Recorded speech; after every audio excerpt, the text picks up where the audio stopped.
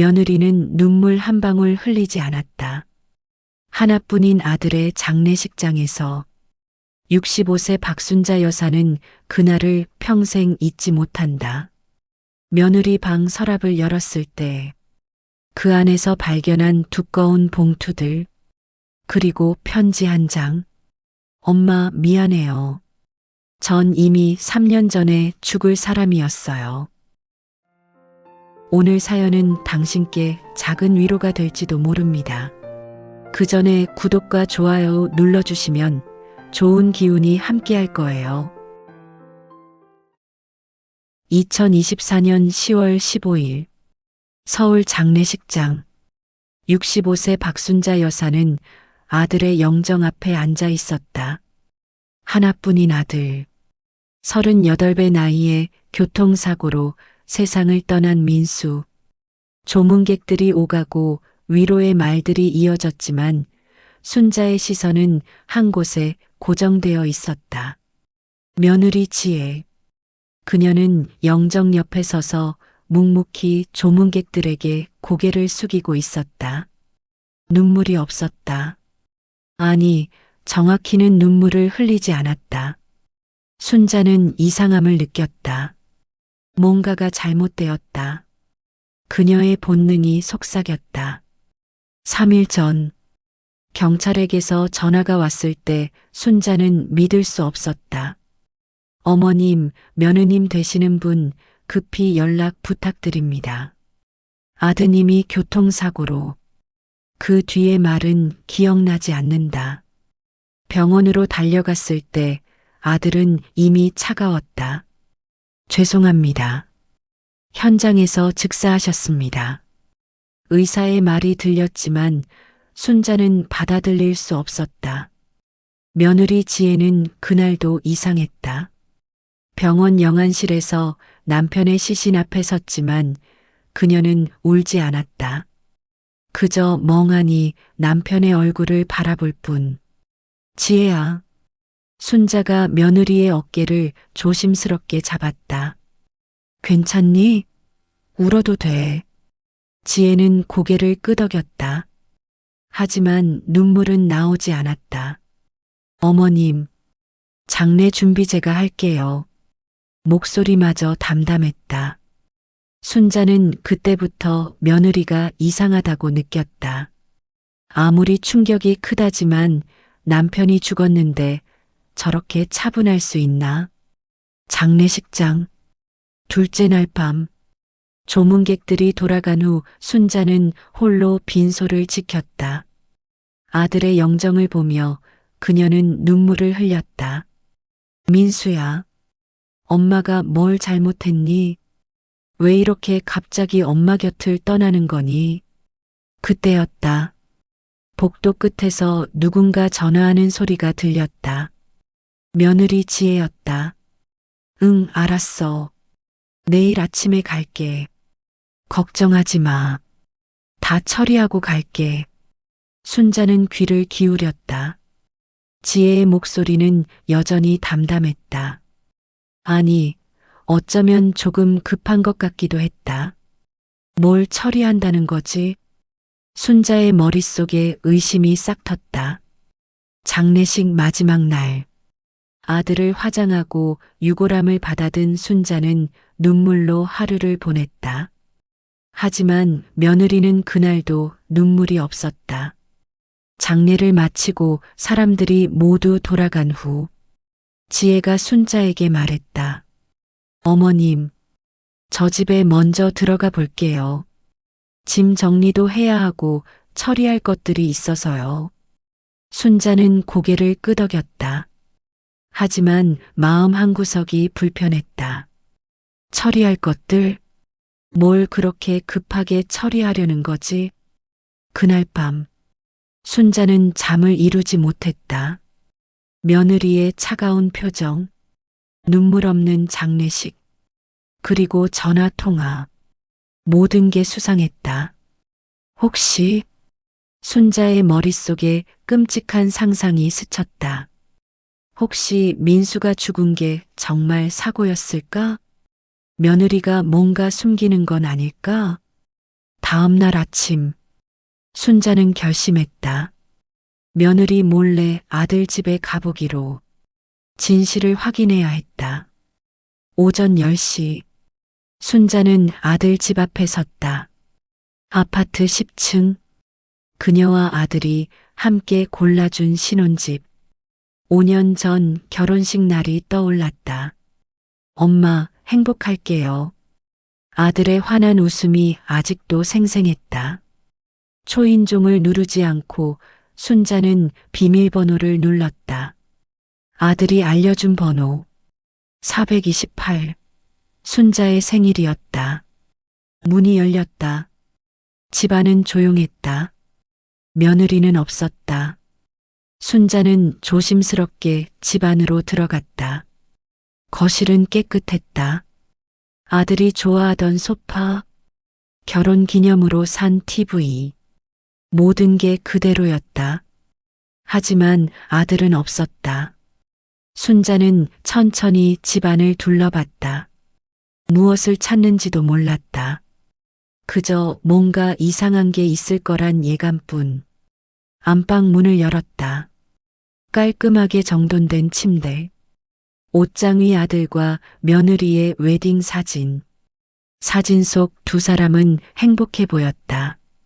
순자는 서랍을 열어봤다. 양말, 속옷, 옷가지들. 평범한 부부의 일상. 아무것도 이상한 게 없었다. 내가 너무 예민한 건가? 순자는 한숨을 쉬었다. 그때였다. 침대 옆 작은 서랍장이 눈에 들어왔다. 며느리 쪽 침대 옆. 순자는 서랍을 열었다. 그리고 그 순간 그녀의 손이 멈췄다.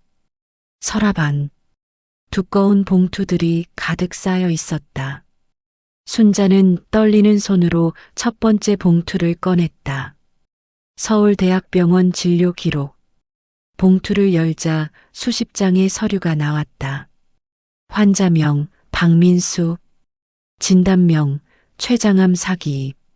순자의 눈이 커졌다. 최초 진단일 2021년 11월 3일.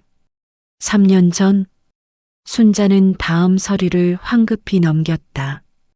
항암 치료 기록, 방사선 치료 동의서, 통증 관리 처방전, 수십 장의 서류, 모두 아들의 이름으로 되어 있었다.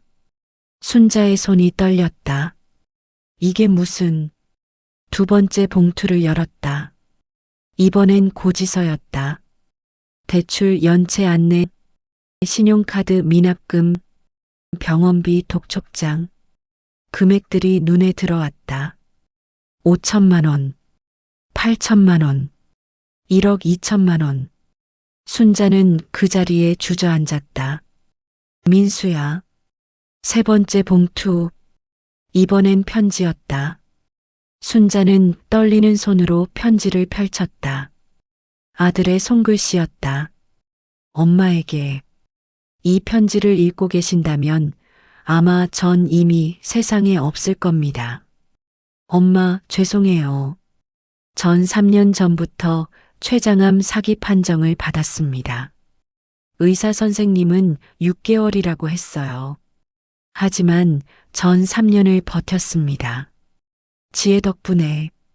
엄마는 지혜를 좋아하지 않으셨죠. 결혼할 때도 집안이 가난하다고 반대하셨잖아요. 하지만 엄마, 지혜는 제가 아는 가장 강한 사람이에요. 암 진단을 받은 날, 전 무너졌습니다. 죽음이 두려웠고 엄마 생각에 눈물만 났어요. 하지만 지혜는 달랐습니다. 우리 이길 수 있어. 함께 싸우자. 지혜는 3년 동안 저와 함께 싸웠습니다. 병원비를 벌기 위해 밤낮으로 일했어요. 낮엔 회사에서 밤엔 편의점 알바를, 주말엔 대리운전까지 했습니다. 전 아무것도 몰랐어요. 지혜가 왜 그렇게 바쁜지, 왜 주말에도 집에 없는지 나중에야 알았습니다. 병원비가 얼마나 많이 드는지, 항암제 한 번에 수백만 원. 지혜는 자기 이름으로 대출을 받았습니다. 신용카드도 10개 넘게 만들었어요. 전부 제 치료비를 위해. 엄마, 전 그걸 알고도 모른 척 했습니다. 살고 싶었거든요. 엄마를 더 보고 싶었고, 지혜와 더 함께하고 싶었어요. 하지만 병은 계속 악화됐습니다. 올해 들어서 더 이상 방법이 없다고 의사 선생님이 말했어요. 이제 시간 문제입니다. 가족들과 시간을 보내세요. 전 그때 결심했습니다. 더 이상 지혜에게 짐이 되지 않기로.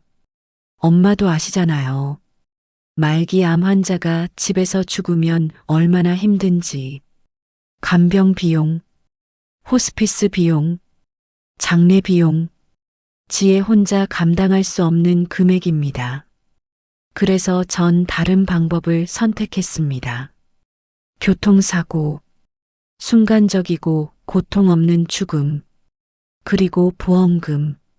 엄마, 전 지혜를 위해 보험을 가입했어요. 암 진단받기 전에 교통사고 사망 시 3억 원. 이 돈이면 지혜가 진 빚을 다 갚을 수 있어요.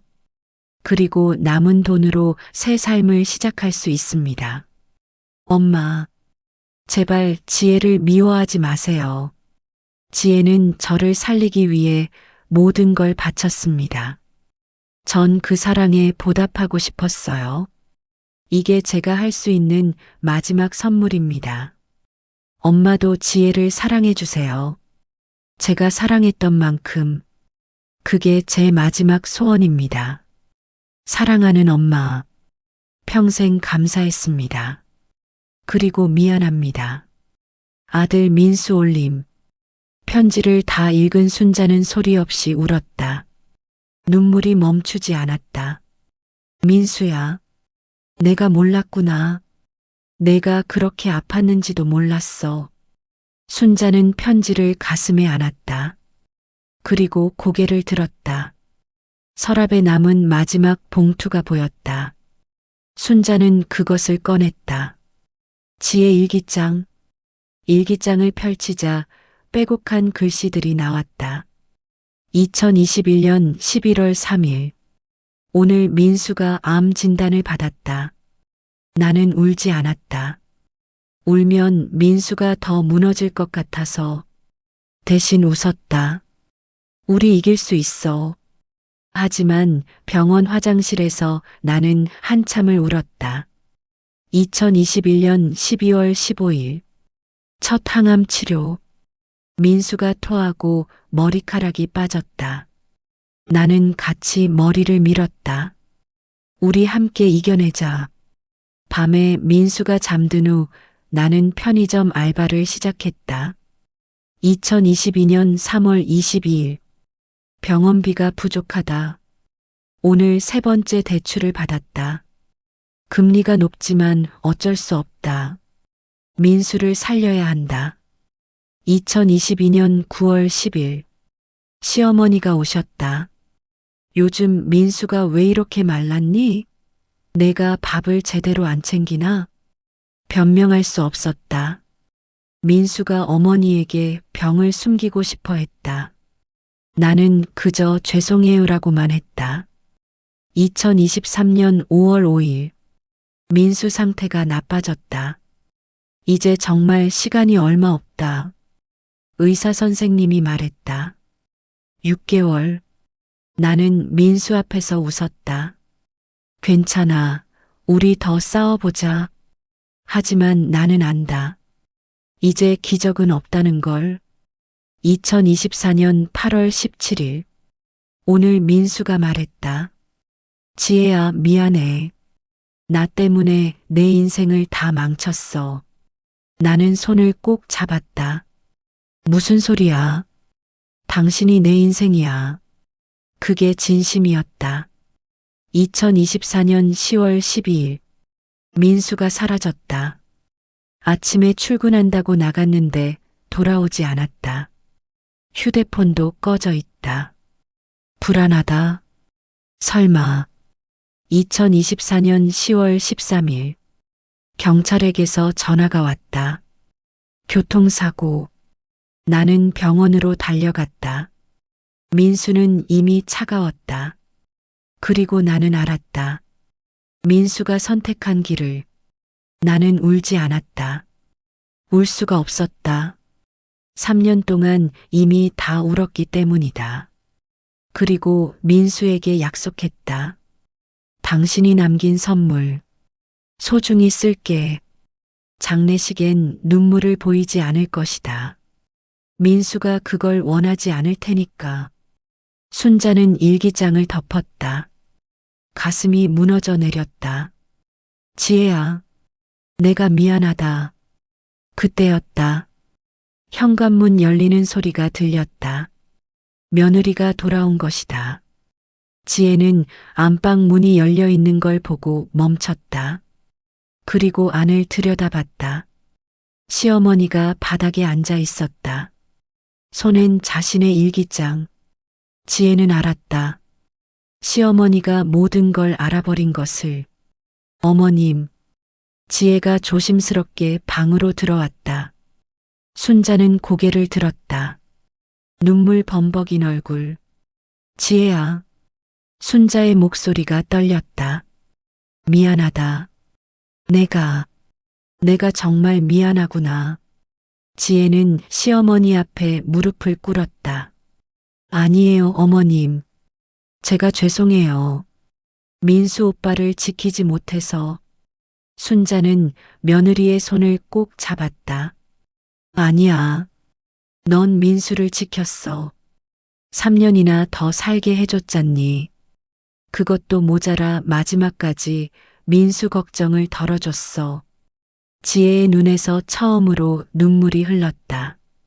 어머님, 전 정말 최선을 다했어요. 오빠를 살리려고 정말 열심히 노력했어요.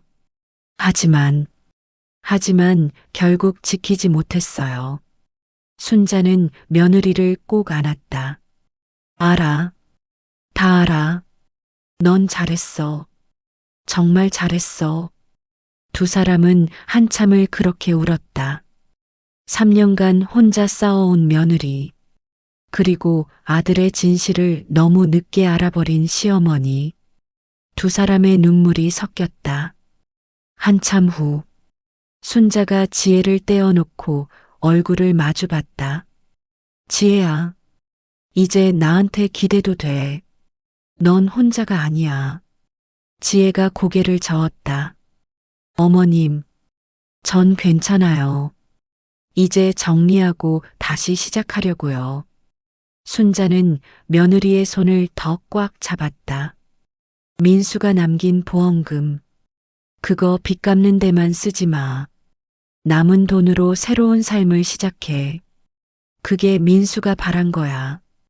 지혜가 눈물을 닦았다. 어머님은요? 순자가 쓸쓸히 웃었다. 난 괜찮아. 민수가 날 위해 많이 남겨뒀더라.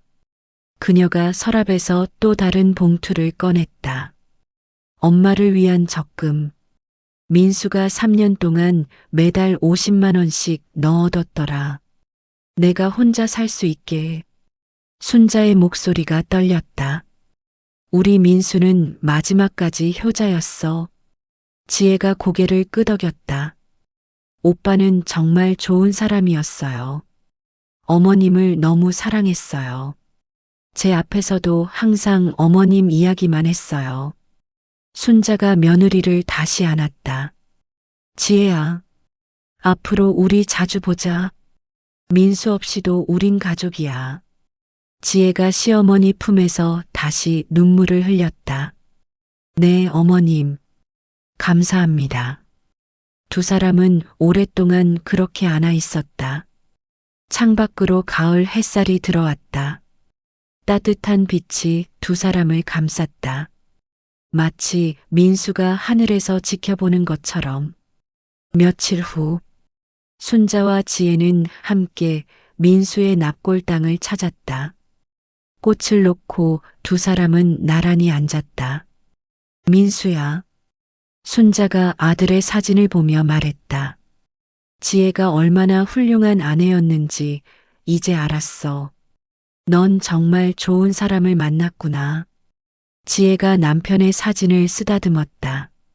오빠, 전 이제 괜찮아요. 어머님이 계시니까. 오빠가 남긴 사랑 잘 간직할게요. 두 사람은 한동안 조용히 앉아 있었다. 그리고 함께 일어났다. 어머님, 오늘 제가 저녁 살게요. 오빈 오빠가 좋아하던 순두부찌개 먹어요. 순자가 며느리 손을 잡았다. 그래. 우리 아들 생각하며 맛있게 먹자. 두 사람은 손을 잡고 납골당을 나왔다. 햇살이 눈부셨다. 슬픔은 여전했지만 이제 혼자가 아니었다. 민수가 남긴 것은 돈만이 아니었다. 사랑하는 두 여자가 서로를 이해하고 의지하게 만든 것. 그게 민수의 마지막 선물이었다. 순자는 하늘을 올려다봤다. 민수야, 엄마가 지혜 잘 챙길게. 넌 편히 쉬어. 바람이 불었다. 마치 대답하는 것처럼. 순자는 며느리 손을 꼭 잡고 걸었다. 앞으로 두 사람에겐 긴 시간이 남아 있었다. 슬픔을 나누고 추억을 이야기하며 살아갈 시간. 민수는 떠났지만 그의 사랑은 남았다. 두 여자의 가슴 속에 영원히. 때로는 우리가 보는 것이 전부가 아닙니다. 차가워 보이는 사람도 사실은 너무 많이 울어서 더 이상 눈물이 남지 않은 건지 모릅니다. 무심해 보이는 행동도 사실은 사랑하는 사람을 지키기 위한 마지막 선택인지 모릅니다. 여러분은 어떠셨나요?